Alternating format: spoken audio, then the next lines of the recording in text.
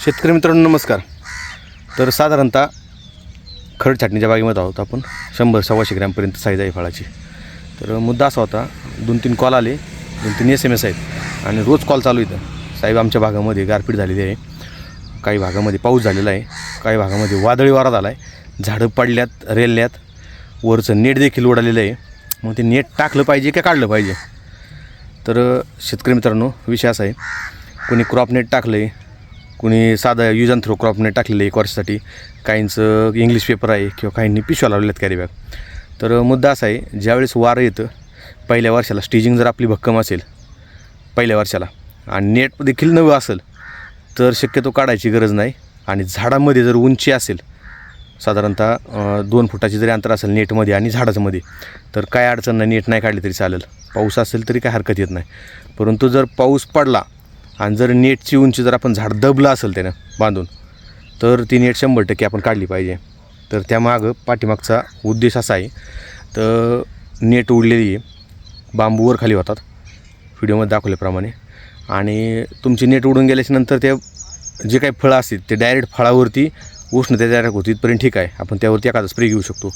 परंतु नेटमुळे झाड जास्त हालतं, स्टिजिंग मोडलं जातं, झाडं पडली जातात आणि झाडं पडल्यामुळे आपलं नुकसान होतं. एक झाडाची किंमत साधारणतः ज्या मालाच्या हिशोबाने जर धरली आपण 10-15 किलो 20 किलो आजच्या कंडिशननुसार जर रेट धरले आपण 150 रुपये 200 रुपये, आपण 100 रुपयांनी जर धरली तरी 2000 रुपये झाडाची किंमत आहे.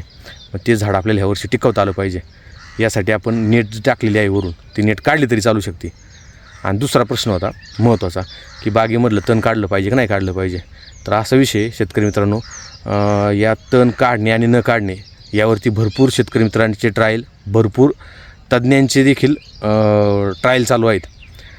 परंतु काढल्यानंतर काय फायदा होतो आणि न काढल्यानंतर काय तोटा होतो आपल्याला त्याच्याशी काही घेणं नाही. आपण गेल्या वर्षी टाकलं होतं तणनाशक, 1 हात मारला होता आपण बागेवरती, बऱ्यापैकी खालपासून वरपर्यंत फळं बॉईल झाली होती आणि काही फळावर चट्टा आलता व्हिडिओमध्ये दाखवल्याप्रमाणे.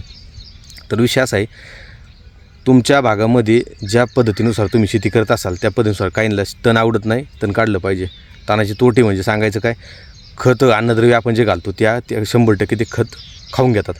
त्याप्रमाणे आपल्या बागेमध्ये देखील तुम्ही पाठीमाग पाहू शकता, मधलं ठेवलेलं आहे आपण, आणि वरचं जे बेडवरचं आहे तर ते आपण खुरपून काढलेलं आहे, म्हणजे उपटून काढलेलं आहे, खुरपीत नाही, आपण त्याला खुरपं लावत नाही. तर विषय असा आहे, प्रत्येकाचे मतांतर यामध्ये असू शकतात, ज्याला ज्या पद्धतीने वाटेल त्या पद्धतीने तुम्ही डिसिजन घेऊ शकता. तर महत्त्वाचा मुद्दा आहे, बागेमध्ये हे स्वच्छता ही असलीच पाहिजे, बागेत स्वच्छता असलीच पाहिजे. त्या हिशोबाने तुम्ही बागेमधलं तण काढा, तणनाशक मारा, मारू नका, हा तुमचा वैयक्तिक प्रश्न राहिला. आपण कोणालाही रिकमेंड करत नाही. तणनाशक मारल्याच्यानंतर बागेच्या साईजवरती बऱ्यापैकी गेल्या वर्षी तोटा दिसून आला आपल्याला, साईज झाली नाही आपल्या बागेची. त्यामुळं यावर्षी आपण 100% बागांमध्ये तणनाशकही वापरलेलं नाही आणि बागेतलं जे काही मोठमोठं गवत दिसेल आपल्याला हातालेलं अशा हिशोबाने आपण ते उपटून काढत आहे. कटरचं कंडिशन पाहिली, कटर मारल्याच्यानंतर दगड उडतात, दगड उडल्याच्यानंतर ते फळाला लागतात आणि फळाला इजा होते. मग 4-2 लोक येतात, मार्गदर्शक असू द्या किंवा त्या जाणकार असू त्या भागामधले, तर ते आपले ते फळावरती येऊन पाहतात आणि ते सांगतात की हा तेलाचा स्पॉट आहे, म्हणजे आयडेंटिफाय करायला आपल्याला अडचण येते. मग आपल्याकडनं झालेलं असतं किंवा आपण लेबर लावून करून घेतो, त्यांच्याकडनं त्या फळावरती चट्टा आलेला आहे का, दगड लागलेला आहे का, यांचा कटर घासलेला आहे कळत नाही, दूर लागते. त्यामुळे तुमच्या पद्धतीनं जे तुम्हाला योग्य वाटेल ते तुम्ही या व्हिडिओच्या माध्यमातून घेऊ शकता. आणि तुमच्या भागामध्ये देखील तणनाशक, कटर, खुरपणे किंवा उपटणे याच्या व्यतिरिक्त तुम्ही आणखी काय गवत काढण्यासाठी किंवा गवत न काढण्यासाठी ट्राय करता, हे कमेंटमध्ये नक्की कळवा. धन्यवाद.